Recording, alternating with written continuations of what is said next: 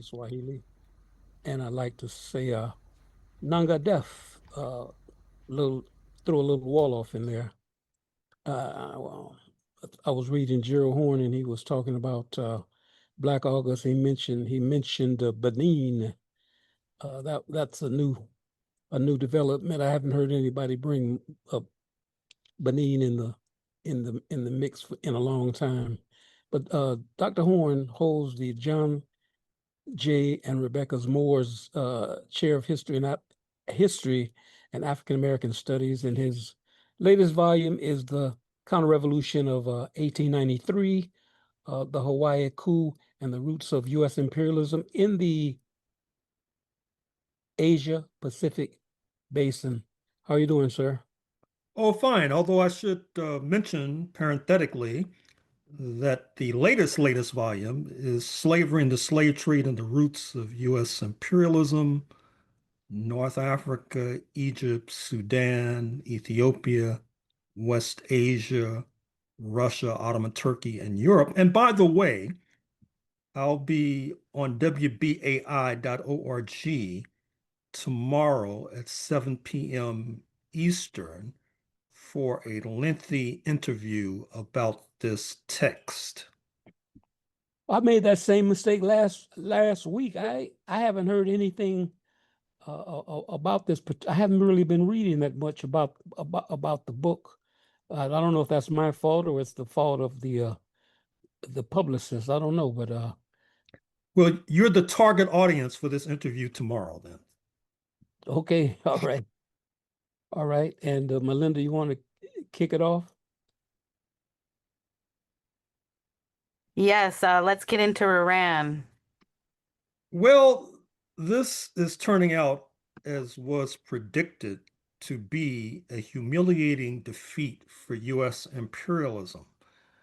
What we need to think about going forward are what are the repercussions, both internationally and domestically. For those who may not recall, it was on February 28th, 2026, that Israel and the United States attacked Iran, engaging in a decapitation strike, that is to say, assassinating the supreme leader. And just this past week, there were revelations, at least we were told, about an attempted Iranian replay. That is to say, Israeli intelligence reported to Mr. Trump that when he was in Turkey a few weeks ago for the North Atlantic Treaty Organization summit, that Iranian agents were primed to shoot down his plane.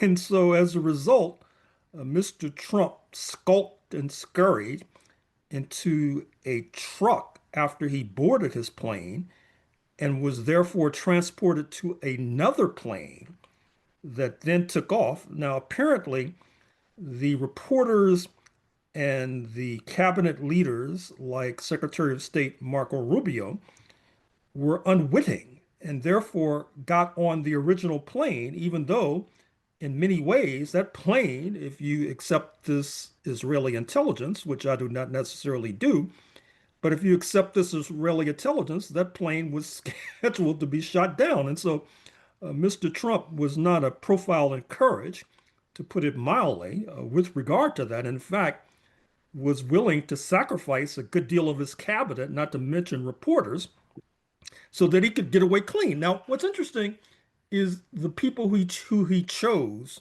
to escape with. The woman who we thought was a low-level aide, speaking of Natalie Harp, this young and, dare I mention, blonde woman, was allowed to get on the plane with Mr. Trump, even though her job was mostly to follow him around and print out emails and text messages that are complimentary to him. But the Iranian netizens, that is to say, those who are on the internet, have had a field day in developing memes about Mr. Trump's cowardice.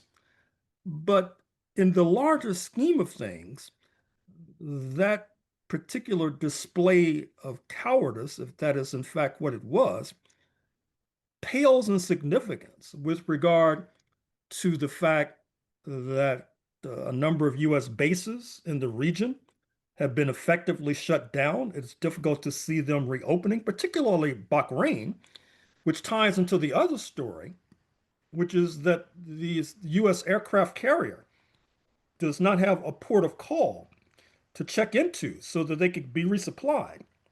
And so the U.S. sailors on this vessel, the USS Abraham Lincoln, have been suffering. Many of them, we are told, have tried to commit suicide, jumping overboard, for example.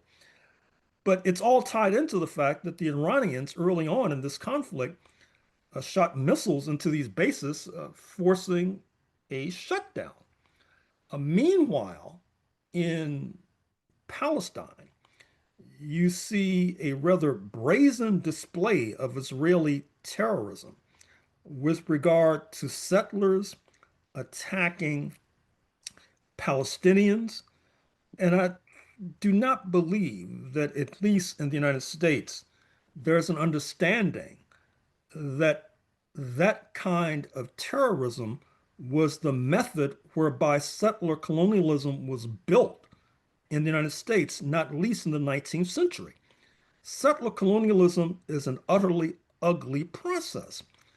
And it may be heartening that our modern eyes are repulsed and revolted when we see these scenes from historic Palestine. For example, beating of Palestinians, locking them in their homes, and worse, a particular focus on assaulting and assailing Palestinian children, for example. And in that regard, I should point out that with Mr. Netanyahu facing re-election, he has turned both barrels of his propaganda machinery on the United States of America, not least Mayor Mamdani in New York City. Obviously, Mr. Netanyahu is upset with the result of the Michigan senatorial primary, where a man of Egyptian ancestry, speaking of Abdul El Sayed, triumphed. It's going to be an uphill climb, I must confess, for him to win in the general election. But his winning the primary is quite significant. And finally, I should mention the Mecca Accord, meeting in Mecca, Saudi Arabia. The leaders of Pakistan, the Saudis, and Turkey inked a mutual defense pact, although I think there's less there than meets the eye. For example, we all know that it was not so long ago that Turkey and Saudi Arabia were at odds, and it's hard to see if Turkey will come to the defense of Saudi Arabia if it's attacked. What has not necessarily been focused on, which I'd like to underscore right now, is the fact that Pakistan feels that it has further insurance with regard to confronting its long-term antagonists, speaking of India, although once again, it's hard to see how Turkey would come to the defense of Pakistan if Pakistan gets into some sort of conflict with India.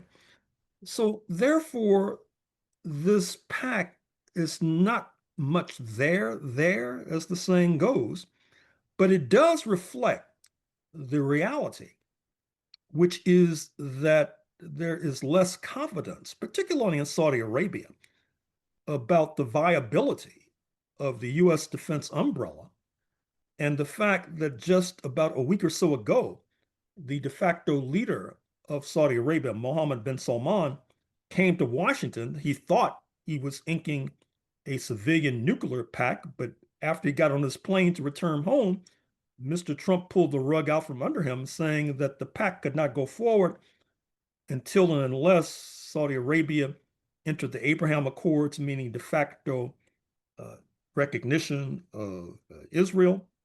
And since I'm on that point, and since we began by talking about this recently published book, I should make the point here that this book, which mostly deals with the late 18th century and the 19th century, although it does make a foray into the 20th century, I think it sheds light upon why these sellout regimes exist in North Africa and West Asia.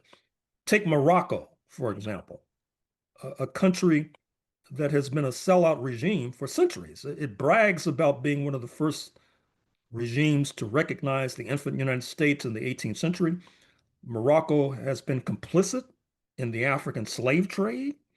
Morocco, believe it or not, was the site of racially segregated mosques, for example.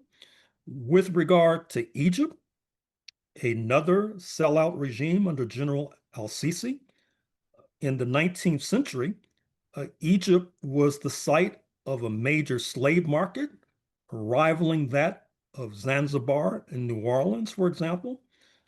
Egypt sought to turn Ethiopia into a happy hunting ground for enslavers. Saudi Arabia, we should mention the fact that Mecca, the holiest site in Islam under Saudi jurisdiction, that the Saudis allowed the selling of Africans in Mecca. And just last year, there was a very disturbing story in the New York Times about how Kenyan women, you can say euphemistically, are being subject to wage theft in Saudi Arabia. You might call it a de facto form of slavery. You all know that after the overthrow of Gaddafi in Libya in 2011 by the United States, that the enslaving of Africans reasserted itself. So if you want to get an understanding of how we reached such a perilous point with regard to North Africa and West Asia today, you may want to take a peek at this recently published book. Dr. Horne, let me ask you this question. How are, first of all, Islam is, I used to think that, the Muslims were, basically the Sunnis and all I thought there was Sunnis, Ahmadiyas, and the Nation of Islam when I was a youth, and the Christians were all over the place. 5,000. I'm just exaggerating, denominations of Christianity, but how have the Islamic world? How are they relating to the conflicts between Mecca, Pakistan, and Turkey? Well, let's take the Nation of Islam. I think that the book that I've just published sheds light on how and why the Nation of Islam was initiated. That is to say, Black Americans who wanted to partake of Islam, apparently they found it necessary to form their own particular branch of Islam, as opposed to entering the ranks of Sunni Islam, for example, which has been the dominant form of Islam in Saudi Arabia, in Egypt, in Morocco, for example, in Turkey. And I should have mentioned in that litany that the capital of Turkey, Ottoman Turkey, today's Istanbul, was also a site for the unlamented slave trade, although, to be fair, the Turks were enslaving Europeans as well, particularly Slavic people in Southeastern Europe, people we would refer to as Albanians, or people we refer to as Macedonians, for example. And in fact, part of the story that I tell in this book is that Russia was also targeted by the Turks, which then led to a severe backlash in Russia against enslavement, up to and including executing slave dealers about 200 years ago, at a time when the so-called Revolutionary Republic in North America was coddling slave dealers. This is an elaborate way of saying that with regard to the Mecca Pact just alluded to, that the reception in the Islamic world has been rather lukewarm, because I think that most feel like I do, that there's not much there. I mean, for example, Iran is ostensibly a target of the Mecca Pact, but it's hard to see how and why Pakistan would attack its neighbor, speaking of Iran, because Iran shoots missiles into Saudi Arabia. So once again, I think that the Mecca Pact speaks more about the debilities and weaknesses of U.S. imperialism, more so than auguring a sort of Arab or Muslim NATO, North Atlantic Treaty Organization, where there's this Article 5 where an attack on one is considered an attack on all. I don't think that the Mecca Pact measures up to that high standard. Can we move on to Colombia to talk about the inauguration in Colombia? Well, this is part of this new alignment of forces. The argument has been put forward that because of U.S. imperialism's humiliation in Iran, its apparent inability to stand up to China, its failed attempt to win over Russia, that it is retreating to the hemisphere. And so you've had a remarkable turn of events in this hemisphere, with Colombia being Exhibit A, with De la Espriella recently inaugurated, a man who, by the way, is also a U.S. national, believe it or not, also an Italian national as well. It's really remarkable and striking. Three-way. He's a citizen of 3 countries. Right. He carries 3 passports, and it's quite striking, I must say. He's obviously of the right wing, and he joins company in Chile with Cast, and Ecuador with Noboa, and Argentina with Milei, for example, and let's not even talk about Venezuela. But to a certain extent, once again, what this represents is the United States tightening the screws in the hemisphere, and therefore pay careful and close attention to the outliers. Speaking of Mexico, and relations between Mexico and the United States are not going very well right now.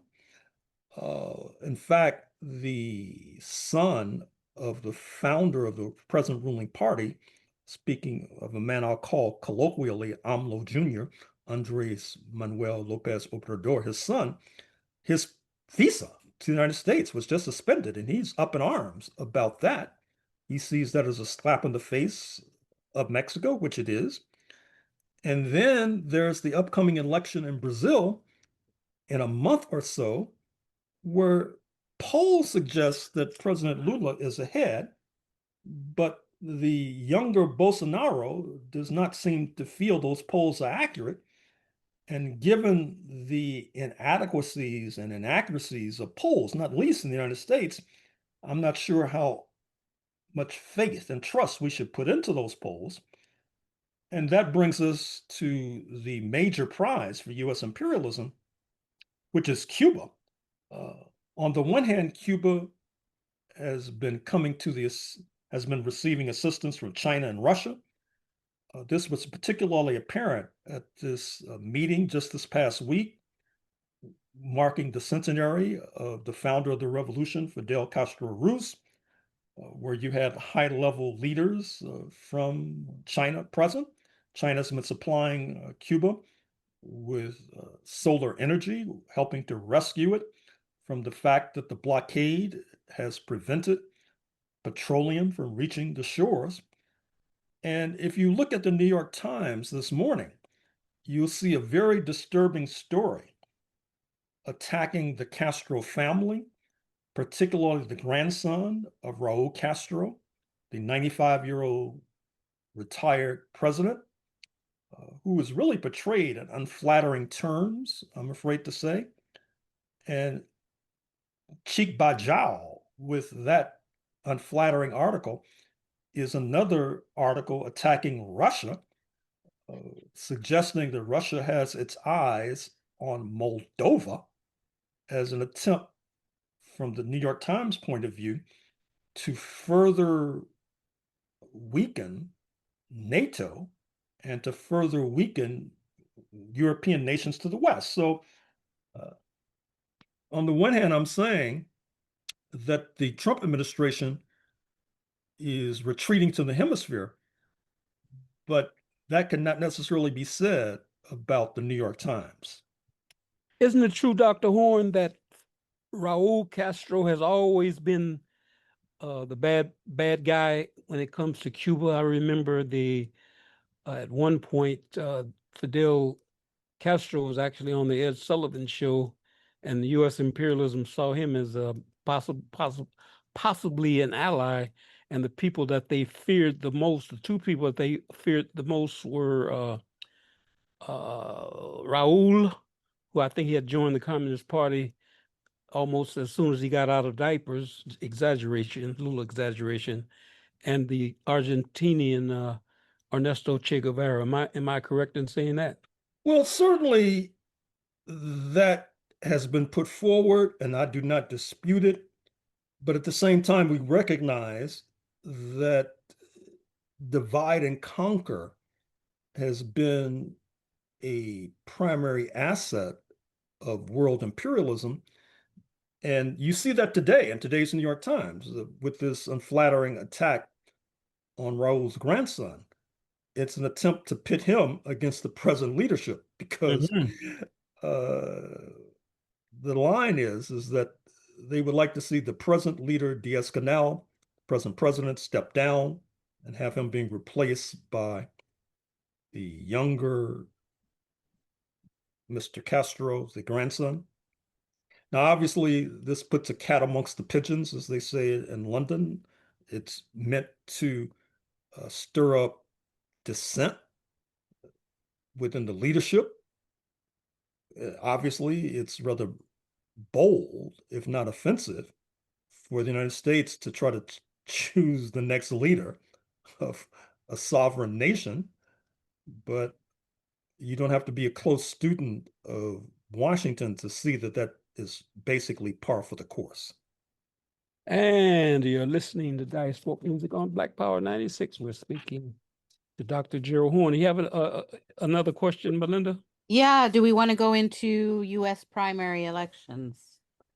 Well, they're mixed. It's mixed results. The Social Democrats have really stirred up things with regard to these Democratic Party primaries. Although a Social Democrat lost to be the nominee for governor of Wisconsin, she lost to a Black so-called establishment figure, David Crowley. But if the establishment is going to have to rely upon Black liberals to be the savior, I think that bespeaks an ignorance of the dynamics of U.S. politics, and they might wind up being sorely disappointed. At the same time, it's apparent that A, the Social Democrats have anti-communist origins. I've been one of the first to point that out, but I don't think that we should necessarily hold that against them. At least I don't, because many of the young people who are joining the Social Democrats, they're unaware of this history. They are joining the Social Democrats because they are attracted to the program of free buses and subsidized health care and subsidized child care, etc. And obviously, it's worth joining them on that platform and on that basis. I mean, there's a basic contradiction amongst some of our friends on the left who are willing to acknowledge the odious and nefarious origins of the current Republican project here in North America, are willing to acknowledge the class collaboration that afflicts a significant percentage of the settler descendant working class and middle class. But at the same time, they tend to disdain political options to the left, even though you would think that those previous acknowledgments would cause them to recognize that there is a reason why the United States is so ideologically retrograde and why the arising of social democrats is something that, in a sense, is historically new in this settler colonial regime. I think we have to recognize that sometimes you crawl before you walk, and that when and if the revolution comes, and I should strike the if, when the revolution comes, it will not necessarily take place as a result of a big bang, like the theory of the universe, that it'll probably be the culmination of a step-by-step process. And in that regard, I think that the social democrats and their recent successes needs to be placed in that context. You're listening to Diasporic Music. Let us talk about Black August. We've been talking about Black August, but I read and heard you talk about Black August, and you mentioned Benin, and Benin's, I guess their independence was in August 1960. But Benin is a fascinating place because it's it's my understanding. Some say that the majority of Haitians come, spring from Benin. Could you talk about the Benin and the relationship between the people in Haiti and in Benin, formerly Dahomey? Well, certainly a significant percentage of those who are Haitians come from Benin, this West African nation. We also recognize that during the era of the Cold War, you had a socialist-oriented ruling party in Benin, but it fell victim to the imperialist onslaught that led to the collapse of the Soviet Union in 1991.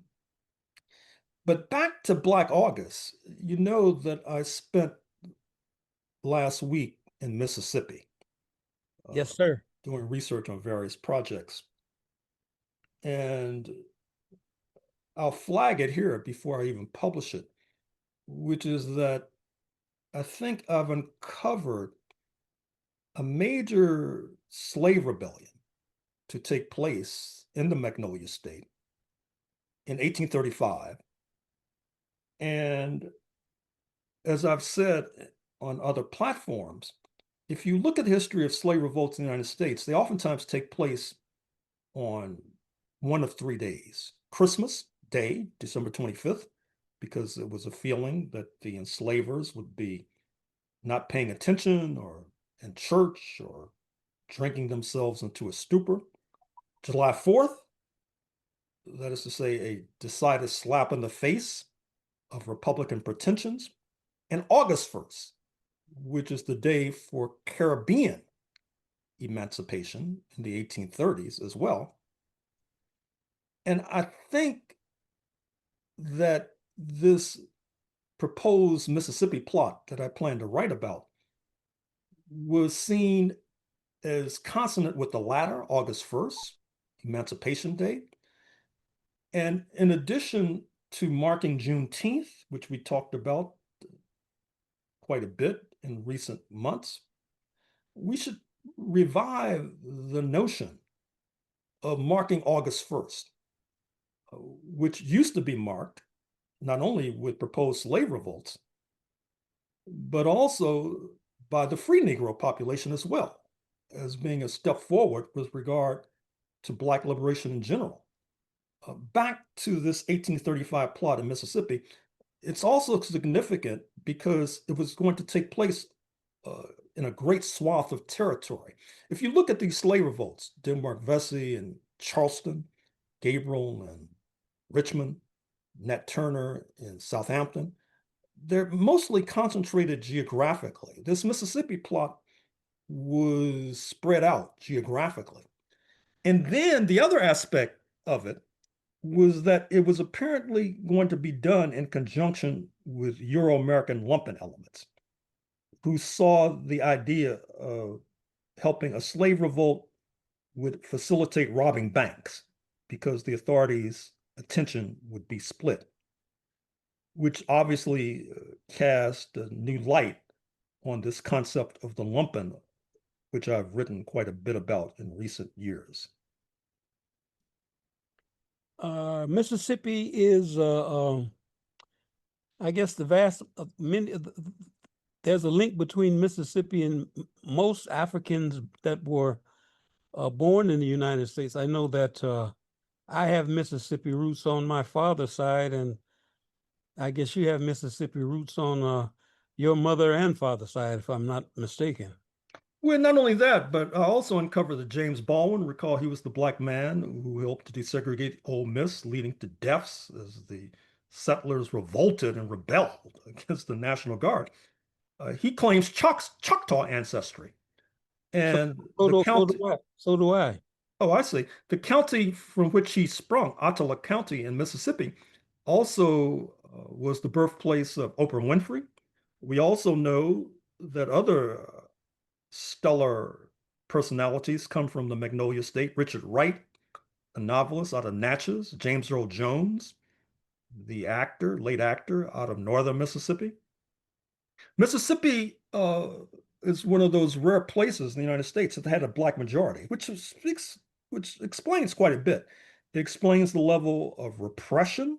We're all talking about the Nolan Wells case, this black youth who has somehow died while hanging out with Euro-American friends in recent weeks. And not to mention the slaying of various civil rights figures, starting with Medgar Evers, Emmett Till case coming out of Mississippi, but also a high level of rebelliousness, which is what I will be focusing on, as just suggested with regard to this 1835 slave plot. We only have like two minutes. Is there anything you would like to add, sir? Well, what's on the list? I can't. Did you want to do? There's do you want? There's like Cameroon crisis. Oh yes, Cameroon. Yeah. Paul Biya, 93 years old, longtime leader of Cameroon, Oh one my of the God. longest serving heads of state on planet Earth. He's been out of the country since June 7th. And while out of the country, he's been reshuffling military leaders. If you add those factors together, you may come to the conclusion that a coup might be in the offing. We know about the coup that hit the Bongo regime in Gabon, for example. We know about the military moving on the regime in Niger, for example. So Paul Biya may want to stay in Geneva, Switzerland. We haven't even mentioned the restiveness in the so-called Anglophone part of Cameroon. Recall that because of the depredations of imperialism, you have a so-called Francophone Cameroon led by Paul Biya, and restiveness and Anglophone Cameroon, which is one of the reasons I've suggested that our Canadian friends become involved in a mediation session, given the splits north of the border between so-called Anglophones and Francophones. In any event, keep your eye on Cameroon. I think that the place is soon going to be in an uproar. Last thing, Dr. Horne, isn't it the first coup in Africa? Didn't it take place in Togo, I think, in 1963, which is part of Francophone Africa, if I'm not mistaken? Well, not only Togo, but there's a brother who identifies understandably as African American. He's Togolese on one side of his family. I've been trying to encourage him to look at what happened in Togo at the time of independence, where the then leader, Sylvanus Olympio, whose roots actually were in Brazil. Just like you had Black Americans who moved to Liberia, you had Black Brazilians who moved to West Africa as well. Sylvanus Olympio then becomes a leader of Togo, and then was killed and dumped in front of the U.S. Embassy. Now, I'm not sure what that means, and I've been trying to get this comrade to look into it, but now I've released that story to the public so anybody can look into it. All right. Next week, and take care of yourself, comrade. Good luck to you. All right.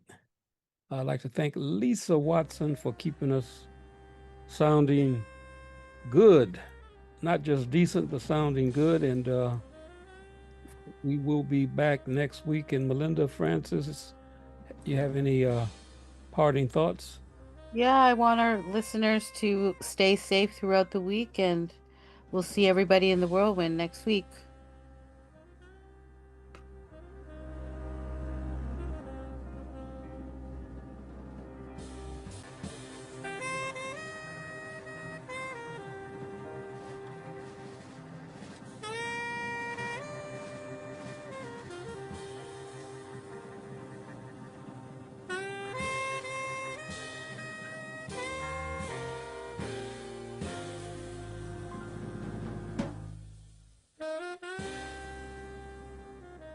We state these facts only to let you know that those of us who are revolutionary, Pan-Africanists, is not because we love revolution. It is historically determined, and we have no alternative but to follow history and to use history for the benefit of our people.